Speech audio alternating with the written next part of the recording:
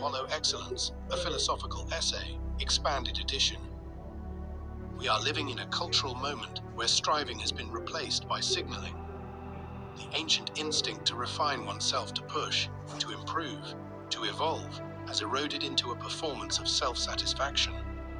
People practice doing the least while loudly preaching their own excellence. Responsibility is treated as a burden, yet reward is treated as a right. It is a society practicing mediocrity while celebrating virtue, hollowing out its institutions while congratulating itself for the reflection in the mirror. This is not merely a political problem or an economic one. It is a philosophical crisis of character.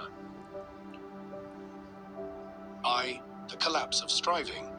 Henry David Thoreau once wrote, "The mass of men lead lives of quiet desperation." He meant that people surrender their inner potential long before the world defeats them. Today, that desperation is no longer quiet. It is disguised beneath layers of self-affirmation, curated identity, and the illusion of progress. We have replaced the discipline of becoming with the comfort of appearing. Socrates warned that the unexamined life is not worth living. Yet examination requires discomfort, humility, and the willingness to confront one's own inadequacy. Modern culture treats discomfort as harm, humility as weakness, and inadequacy as an insult. The result is a society that avoids the very conditions required for excellence. Plato in the Republic argued that societies decay when they begin to reward appearance over substance. He described a political order where people feast on the shadows of virtue rather than virtue itself. That is the world we inhabit now, a world where signaling replaces striving and where the performance of goodness substitutes for the practice of it. Confucius echoed this ancient warning. The expectations of life depend upon diligence.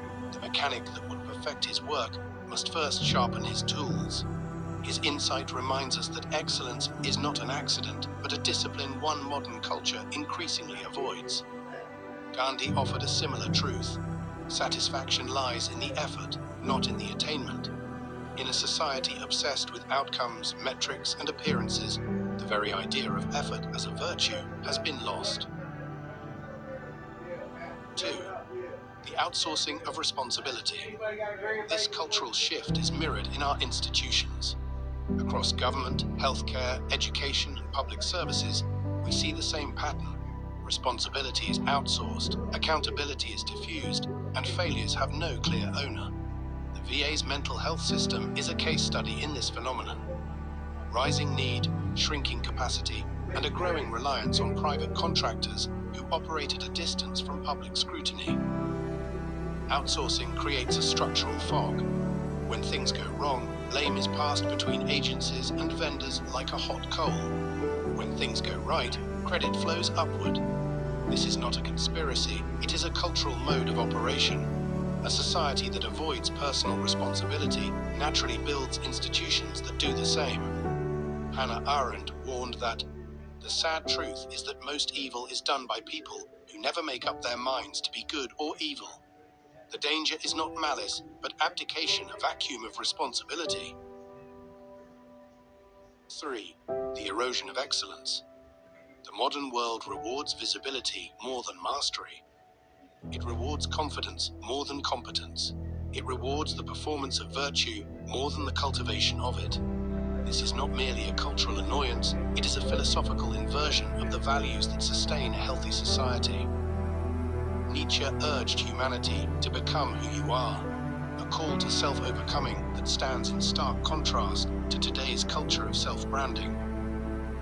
Byung-Chul Han describes our era as a burnout society, where individuals exhaust themselves performing productivity rather than cultivating depth. Matthew Crawford argues that real competence, the kind that requires discipline, patience, and mastery, has been replaced by bureaucratic metrics and superficial displays of effort.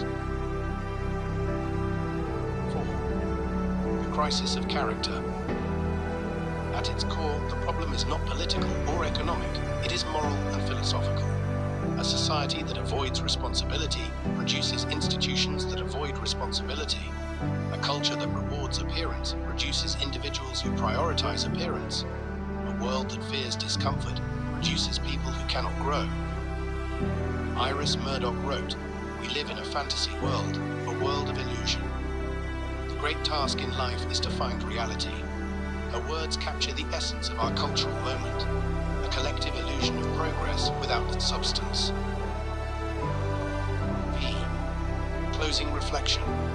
And now we arrive at the part no one wants to say aloud, a sense of hopelessness that comes from watching a train wreck we cannot step off.